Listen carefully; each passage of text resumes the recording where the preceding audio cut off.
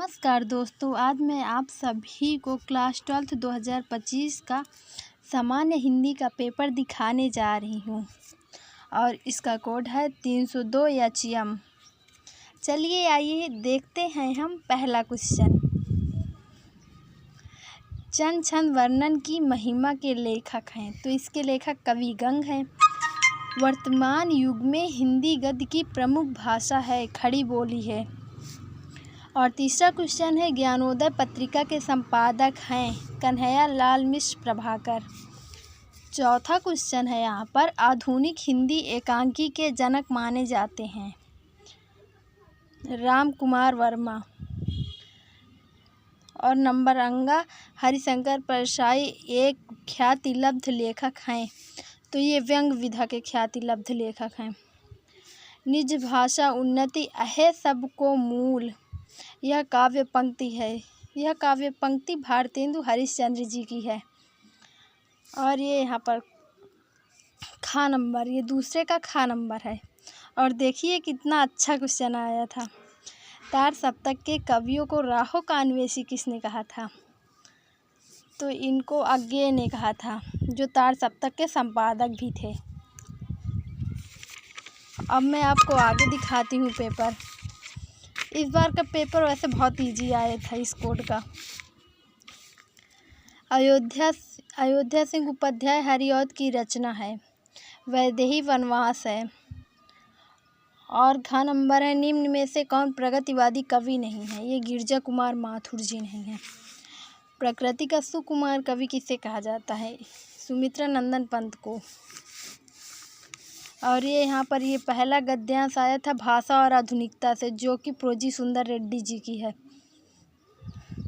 यहाँ पर बच्चे थोड़ा सा कंफ्यूज हो जाते हैं क्योंकि भाषा स्वयं संस्कृति का अटूट अंग है। यहाँ पर बच्चे कंफ्यूज हो जाते हैं और पहले चैप्टर का लिख देते हैं।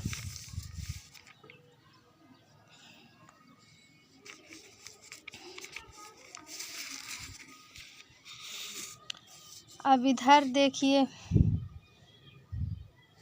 ये यहाँ पर क्या कर सकती थी मरी मंथरा दासी, मेरा ही मन रह ना सका निज निवासी। तो ये मैथिली शरण गुप्त का है, कैकेयी के अनुताप पद्यांश का है ये। और यहाँ पर देखिए जीवन परिचय, साहित्यिक परिचय लेखकों के कितने सही पूछा था। यहाँ पर 3 साहित्यिक परिचय पूछा था, अजय प्रसाद द्विवेदी, वासुदेव शरण अग्रवाल और हरिशंकर परसाई। और क्वेश्चन नंबर खा में सुमित्रा नंदन पंत, रामधारी सिंह दिनकर और मैथिली शरण गुप्त के। यहाँ पर बहादुर कहानी का सारांश और पंचलाइट कहानी का उद्देश्य। 2 क्वेश्चन यहाँ पर 80 शब्द में पूछे गए थे। इधर देखिए, इधर खंड काव्य पूछे गए थे, जैसे मुक्ति यज्ञ से अब जिस जिले का जैसा होता है वैसे ही बच्चे करते हैं। यहाँ पर देखिए, ये संस्कृत में संदर्भ पूछे थे। ये महामना मालवीय चैप्टर का है। ये तो समझ ही आ रहा है, श्रीमान मालवीय वाराणसी। तो ये महामना मालवीय चैप्टर का है। और ये आत्मज्ञा एवं सर्वज्ञ चैप्टर का है। और यहाँ पर देखिए पद्य में क्वेश्चन भी है, ये गीतामृतम का है। काव्य शास्त्रेण विनोदेन कालो गच्छति धीमतान। यहाँ पर लोकोक्तियाँ दी हुई हैं, उनमें से एक का अर्थ लिखना है। जैसे हाथ कंगन को आरसी क्या, प्रत्यक्ष को प्रमाण की आवश्यकता नहीं होती।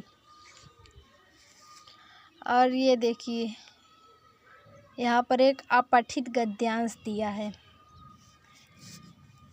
इसको पढ़कर हमें इसके क्वेश्चन के आंसर देने थे। बहुत सही है, 5 नंबर मिलते हैं इसमें।